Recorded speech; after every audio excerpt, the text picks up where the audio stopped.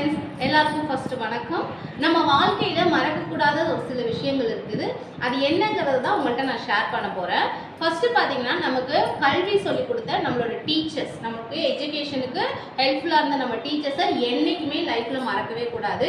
அதுக்கப்புறம் பார்த்தீங்கன்னா, கல்யாணம் ஆயிடுச்சு அப்படிங்கிறதுனால, மனைவி வந்துட்டாங்க அப்படிங்கிறதுனால அம்மாவை நம்ம மறக்கக்கூடாது, சரிங்களா? அதுக்கப்புறம் பார்த்தீங்கன்னா, உங்களுக்கு கடவுள் நம்பிக்கை இருக்குதுன்னா கடவுளை எப்பயுமே மறக்கக்கூடாது.